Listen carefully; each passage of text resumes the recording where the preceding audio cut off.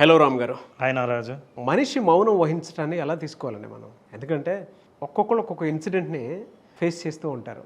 నాకు తెలిసి ఈ టాపిక్ మనం డిస్కస్ చేసేటప్పుడు దీనివల్ల లాభపడ్డ అంటే ఆ మౌనం వల్ల లాభపడ్డ వాళ్ళు ఉన్నారు, నష్టాన్ని చూసేటువంటి వాళ్ళు కూడా దానికంటే డబ్బులు ఉన్నారు అని అనుకోవచ్చు మనం.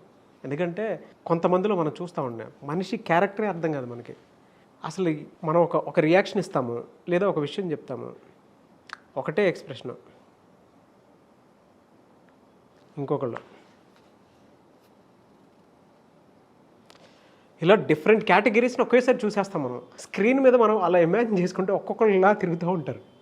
వాళ్ళ మౌనాన్ని మనం ఏ విధంగా అర్థం చేసుకోవాలి? అసలు మౌనం వహించారు అని అంటే ఎలా చూడాలి? అసలు అంటే పాజిటివ్ యాంగిల్లో చూడాలా, నెగిటివ్ యాంగిల్లో చూడాలా? నిజం చెప్పాలంటే మౌనాన్ని అర్థం చేసుకోవడం చాలా కష్టం.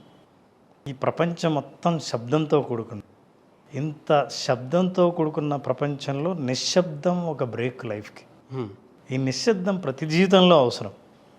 కానీ ఆ నిశ్శబ్దం లేనిది, అంటే అంతర్గతంగా లోపల నిశ్శబ్దం లేని జీవితం విపరీతమైన శబ్దాలతో ఆలోచనతో కూడుకొని ఉంటుంది.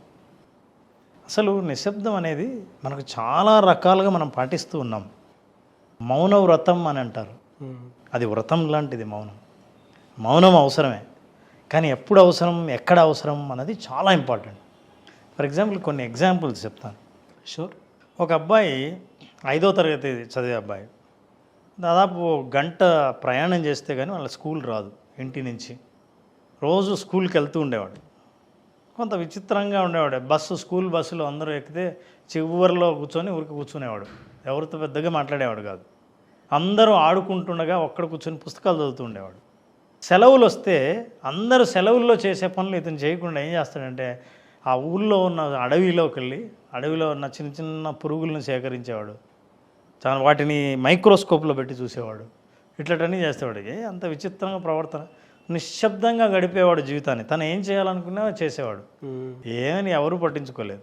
పెద్ద అయ్యాడు, సినిమా డైరెక్టర్ అవుదాం అనుకున్నాడు. సినిమా తీశాడు.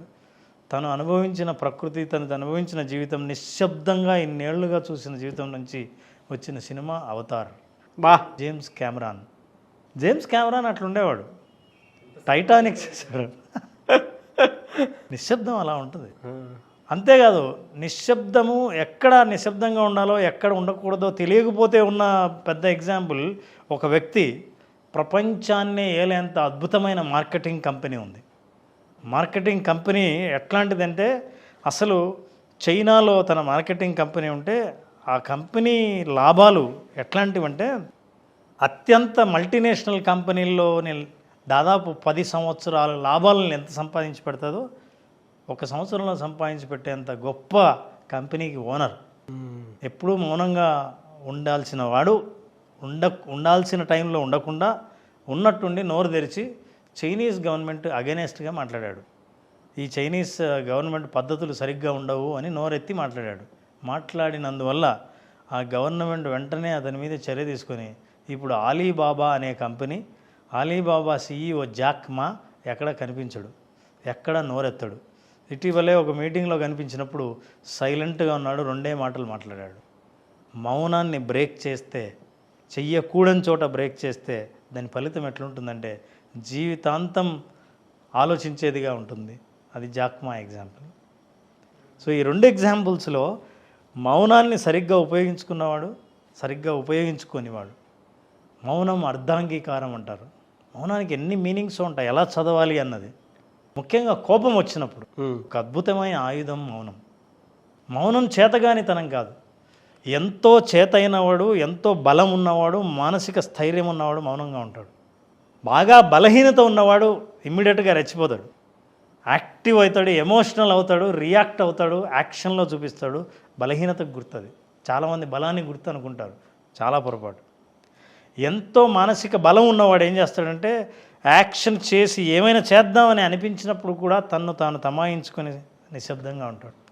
ఆ మౌనాన్ని సాధించడం అనేది, నిశ్శబ్దాన్ని సాధించడం అన్నది, అది సాధించాల్సిందే తప్ప ఊరికే నేర్చుకునేది కాదు. పూర్వం మనం మునులు అనేవాళ్ళం. ముని అంటే అర్థం ఏంటంటే మౌని అని, అంటే మౌనం నుంచి వచ్చిన పదమే ముని అని. మునులు మహర్షులు అని అంటాం ఎందుకంటే వాళ్ళు మౌనంగా ఉండేవాళ్ళు అని. మౌనం చాలా ప్రశ్నలకు సమాధానం ఇస్తుంది. మౌనం చాలా సమస్యల్ని కొత్తగా పరిష్కరించేలా చేస్తుంది. అయితే ఎప్పుడు ఎలా మౌనంగా ఉండాలి?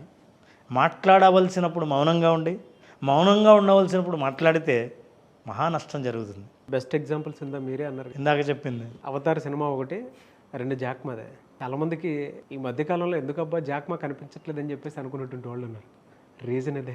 ఎక్కడ పడితే అక్కడ అద్భుతంగా మాట్లాడేవాడు. ఆ, మాట్లాడుతూ ఆ స్పీడ్లో గోల్డెన్ వర్డ్స్ చాలా మోటివేట్ చేస్తూ మాట్లాడేవాడు. ఆ స్పీడ్లో రాకూడదని ఒకటి వచ్చింది. అందుకే ఎప్పటికి ఎయ్యది ప్రస్తుతం అప్పటికి ఆ మాటలాడి అన్యుల మనములను పొంపక తానవ్వక తప్పించుకు తిరుగువాడు ధన్యుడు సుమతి. ఎప్పుడో చిన్నప్పుడు చదివి మీరు గుర్తు చేశారు. ప్రజ్ఞ అనేది ఉంటే, ఈ ప్రజ్ఞ ఉంటే సైలెంట్ అనే దాంట్లో మీనింగ్ ఉంది. ఎస్లో స్టిల్నెస్ ఉంది. మనిషి ఏదైనా సరే ఒక స్టిల్నెస్లో తన్ను తాను గురించి ఆలోచిస్తాడు. మనిషి మూమెంట్లో, షేకీలో, ఆలోచనలు షేక్ అయినా, మనిషి షేక్ అయినా సరే స్థిరంగా ఉండలేనివాడు. అందుకే యోగా చేసినా, మెడిటేషన్ చేసినా స్థిరత్వం కోసం ప్రయత్నం చేస్తారు. ఆ స్టిల్నెస్ని సాధించాలి. ఈ స్టిల్నెస్ అనేది మనిషి చాలా కష్టపడి సాధించాల్సిన ఒక స్కిల్. అవును సార్. ఆ స్టిల్నెస్ అనేది ఊరికే కూర్చుంటే రాదు. మనసు, శరీరం 2 స్థిరత్వాన్ని సాధించాలి. That is stillness. అవి మీకు రావాలి అని అంటే ఫస్ట్ పక్కనోడి మీద ఏడవటం ఒకటి ఆపుకోవాలి. 2 కంపారిజన్ ఆపుకోవాలి. 3 కోపం వచ్చినా సరే కొద్దిగా ఆపుకోవాల్సి ఉంటుంది. 4 చాలామంది బాడీ లాంగ్వేజ్లో కానీ ఆ బిహేవియర్ ఒకలాగా చెప్తుంది. ఎదుటి వాళ్ళ ముందు ఎలా కూర్చోవాలి, ఎలా నుంచోవాలి, ఏం చేయాలి, ఆ బాడీ లాంగ్వేజ్ సరిగ్గా కరెక్ట్ కాకుండా ఉంటుంది. ఆ టేప్ ఒకళ్ళు మాట్లాడుతుంటే ఈ టేప్ బాడీ లాంగ్వేజ్ ఇంకోలా ఉంటుంది. వీటిల్లో కనుక స్థిరత్వం పొందితే ఆ స్థిరత్వం ఖచ్చితంగా వస్తుంది. ఊరికే మీరు ఎంత చెప్పినట్లు మెడిటేషన్లో చాలామంది కూర్చుంటారు సార్. మెడిటేషన్లో కూర్చోటం అంటే ప్రతి ఒక్కరు గంట సేపు కూర్చోవాలని, హాఫ్ అన్ అవర్ కూర్చోవాలని ఎవరన్నా కూర్చున్నప్పటి నుంచి ఎప్పుడు లేదని కూర్చుంటారు.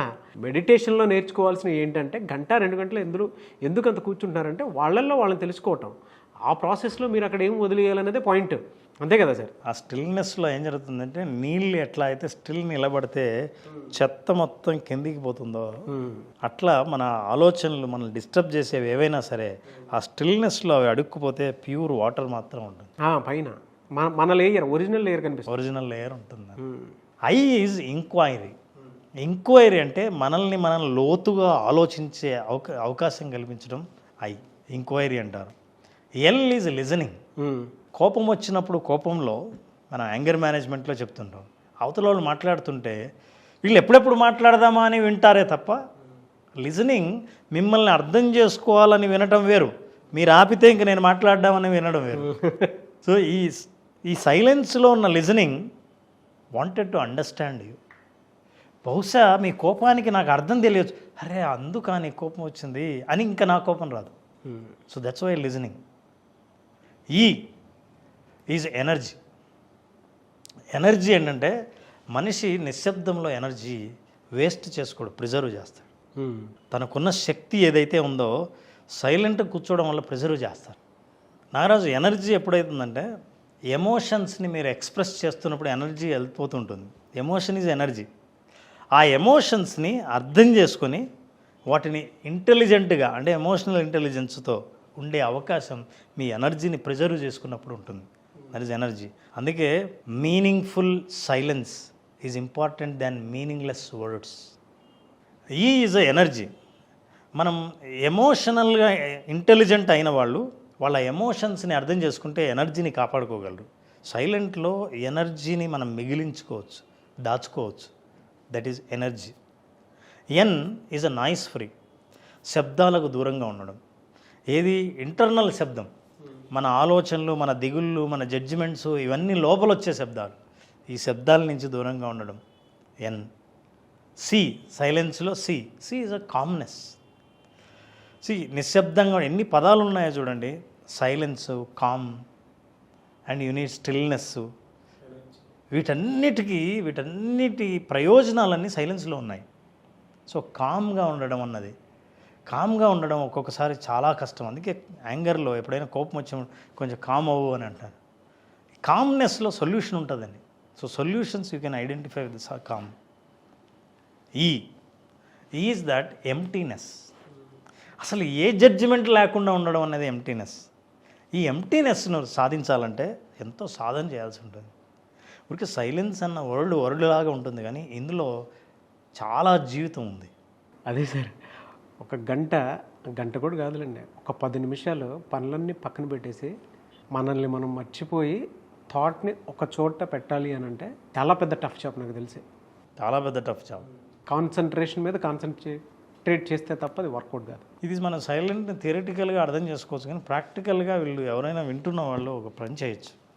ఏంటంటే ప్రతిరోజు హాఫ్ అన్ అవర్ 30 నిమిషాల పాటు సైలెన్స్ని ఎలా ఎంజాయ్ చేయాలి. నెంబర్ 1, పుస్తకం తీసుకొని మొదటి 10 నిమిషాలు ఫోకస్డ్గా మీ గోల్ రాయాలి, సాధించాలనుకున్న లక్ష్యం రాయాలి 10 మినిట్స్. నెక్స్ట్ 15 మినిట్స్ అంటే 25 మినిట్స్ని ఈ గోల్ను ఎలా సాధించవచ్చు అన్న ఆలోచన చేయాలి. ఏమండి అంటే ఫోకస్డ్ సైలెన్స్ ఎలా ఉండాలని చెప్తుంది.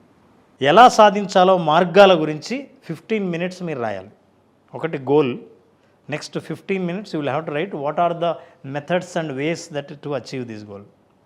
And next 5 minutes be silent, don't think anything.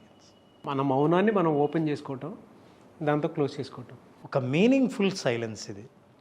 ఎందుకంటే మీరు ఒక సమస్య జీవితంలో చేయాలనుకున్న ఒక పని ఎదురుగా పెట్టుకొని దాన్ని క్లియర్గా అనుకుని దాన్ని ఇప్పుడు సైలెంట్గా ఉన్నారు. ఈ సైలెన్స్ మీకు తెలియకుండానే లోపల it will cook, it will give you right solution at the right time. That's the meaning of the silence. యాంగర్లో కానీ ఎమోషనల్ ఇంటెలిజెంట్ అవ్వాలన్నా, సెల్ఫ్ కంట్రోల్ చేసుకోవాలన్నా silence is most important thing. People have to practice. Great example అండి. Thank you sir, thank you so much Ram గారు.